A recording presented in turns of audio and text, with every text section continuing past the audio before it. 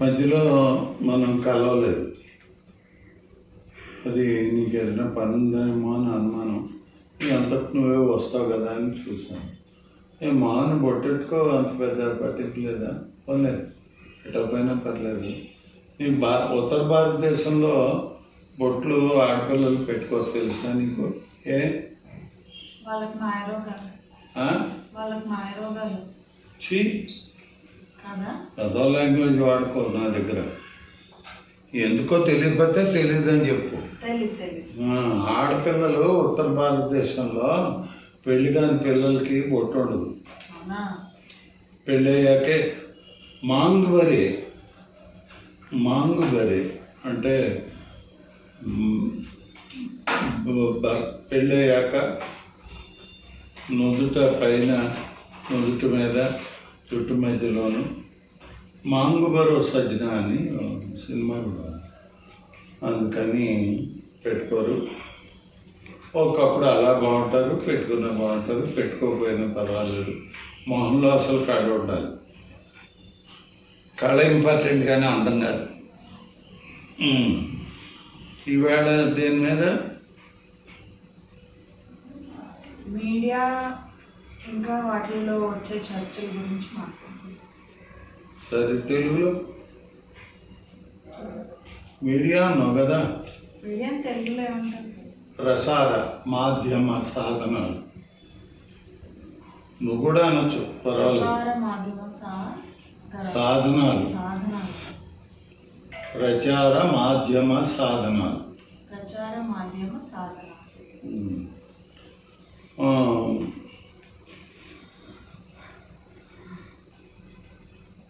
వాటి మీద చర్చ అంటే నా చిన్నప్పుడు రేడియోలు, ఆ రేడియోలు చాలా కాలం వాటి ప్రభావం ఉంది. మనకి భారతదేశంలో వివిధ భారతి లేదు. సిలోను అనేది శ్రీలంక. బ్రిటిష్ వాళ్ళు వెళ్ళిపోయిన శ్రీలంకకి మనకంట ముందే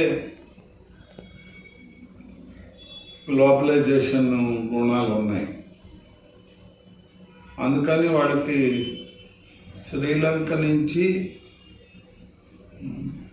భారతదేశం అంతా కూడా అనుకుంటాను, మనకి దక్షిణ భారతదేశం అన్నింటికీ సాయంత్రం సిలోన్లో పాటలు వచ్చాయి.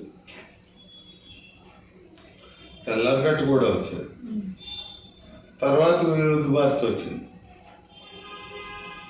విజయవాడ కేంద్రం, విశాఖపట్నం కేంద్రం, అలాగా రేడియోలు ఉండేవి. ఆ రేడియోల్లో చర్చా వేదికలు ఉండేవి. అప్పుడు నీ వయసు కానీ నేను చిన్నప్పుడు కానీ అంత చర్చా వేదికలు అంత వినే అంత సరదా పిల్లలకి లేదు. పాటలు కూడా వినడం తక్కువ. కొంచెం పెద్ద అయ్యాక 20 ఏళ్ళు వచ్చాక కొద్దిగా వినేవారు.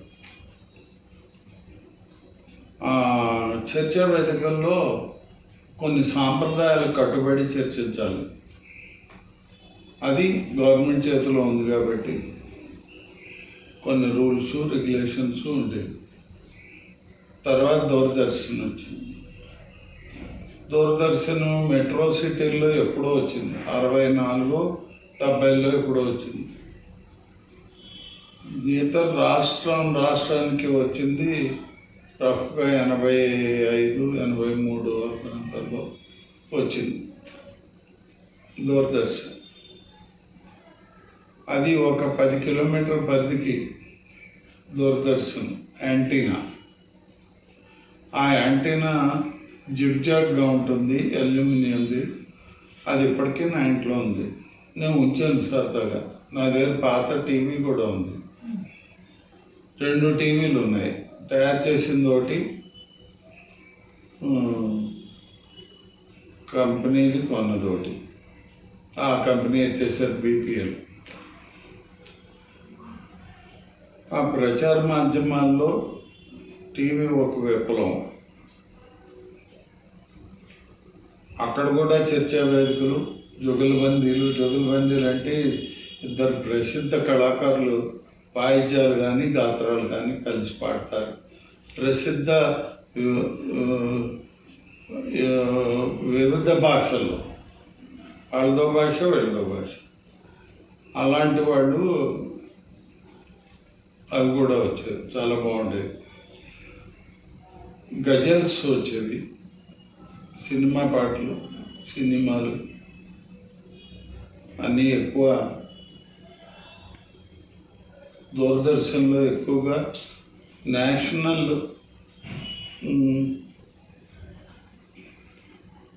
గా ప్రసిద్ధి పొందిన సినిమాలు లేక బహుమతి పొందిన సినిమాలే వచ్చేవి. కేంద్ర ప్రభుత్వ బహుమతులు పొందినవే వచ్చేవి.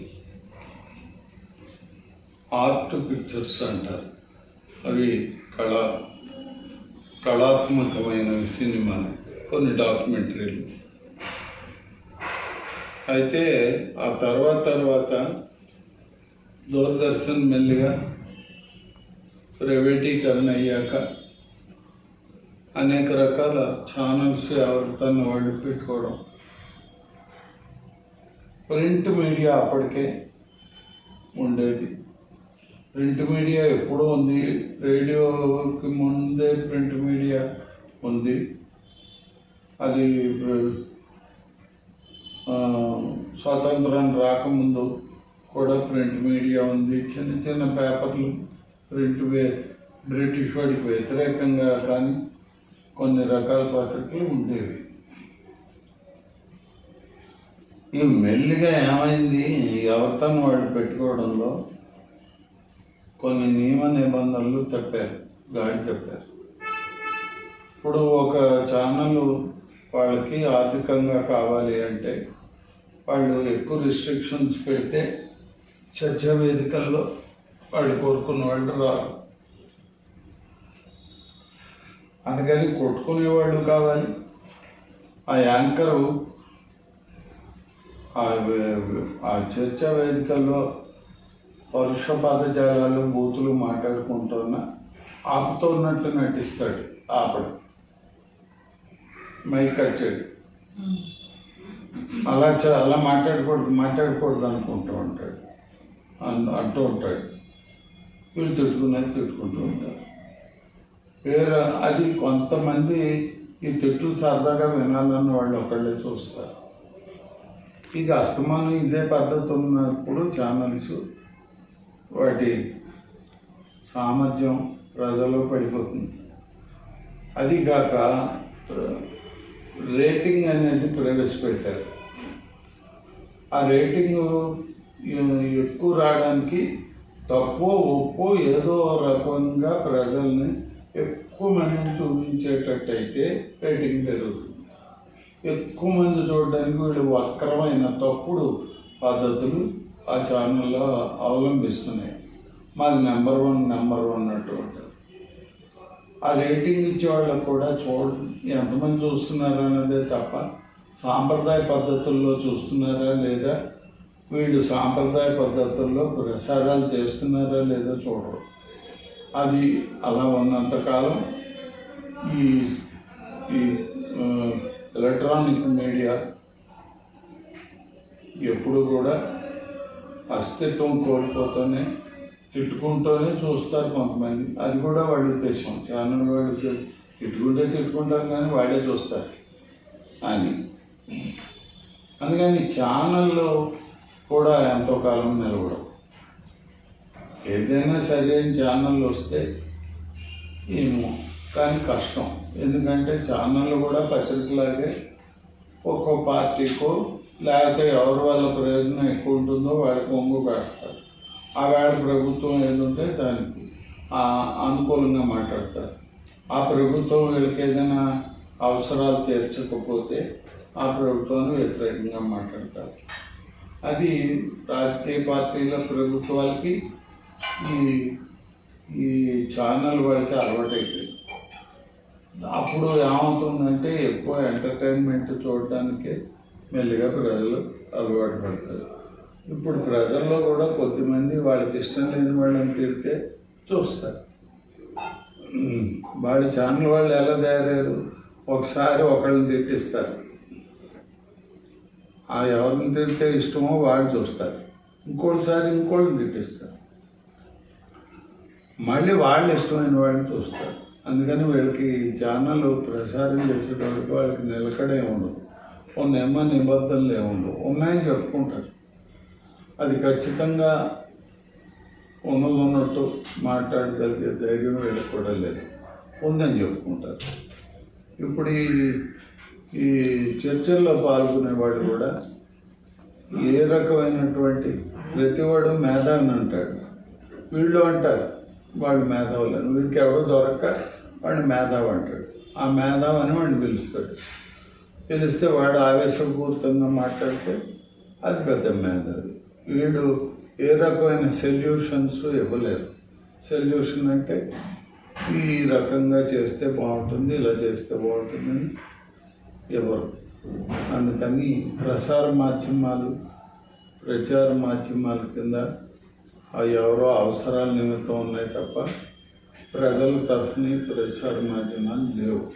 పూర్వం కొన్ని కాకపోతే కొన్నైనా ప్రింట్ మీడియా అంటే అచ్చుగుర్తే పత్రికలు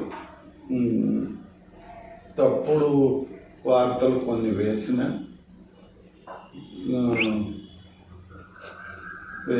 సరే ఒక్కొక్కడైనా నిజం చెప్పాయి. నాకు తెలుసున్నంత మట్టుకి మంచి కాలమిస్టులు ఉండేవారు. అంటే వాళ్ళకి ప్రత్యేకంగా వాళ్ళ కాలమ్స్ పత్రికల్లో ఇష్టం ఉన్న వేసి లేకపోయినా వేసేవారు. కుల్దీప్ నయ్యర్ అని ఒక ఆయన, షేక్ జాన్సన్ శాస్త్రి అని ఒక ఆయన, కాటం రాజు అన్న ఆయన ఒక ఆయన, జీకే రెడ్డి అన్న ఆయన, ఇలాంటి వాళ్ళు కొంతమంది ఉండేవారు. ఇంకా ఒక ఆయన సిక్ ఒక ఆయన ఉండేవాడు. ఇంకా నాకు మంచి పేరు వాళ్ళ కాలమ్స్ కొంచెం నిష్పక్షపాతంగా ఉండేవి. ఎప్పుడైనా అప్పుడప్పుడు తప్పటడుగు వాళ్ళు వేసిన నాకు కనిపించేవి, కానీ మళ్ళీ చదువుకునేవారు, లేకపోతే అటు ఇటు చేసేవారు. మొత్తానికి బాగుండేది. అటువంటి వాళ్ళు ఇప్పుడు లేరు. ఖచ్చితంగా రాసేవాళ్ళు లేరు, వాళ్ళు రాసిన వీళ్ళు వేరు. అది ప్రసార మాధ్యమాలు అంటే అది ఇప్పుడు ఏంటి ఎందుకు నవ్వే ఉందట, అకారణంగా నవ్వితే అది వెకిల్ అంటారు తెలుసా. నవ్వవలసిన చోట నవ్వకపోతే జిడ్డు అంటారు. జిడ్డు మొహం వేసుకునేందుకు ఏంటి అది వెకిలేదు. ఎందుకు నవ్వేవో చెప్పకుండా నవ్వేను అంటున్నాను అంటే వెకిలి. అది నువ్వు పాట పాడు.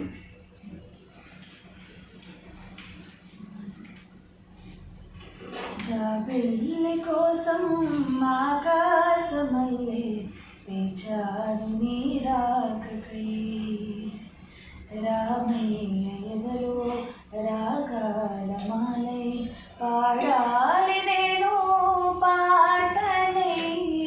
జాబిల్లి కోసం ఆకాశమల్లే వేచారు నీ రాకకై, వేచారు నీ రాకకై. బాగుంది. ప్రతిసారి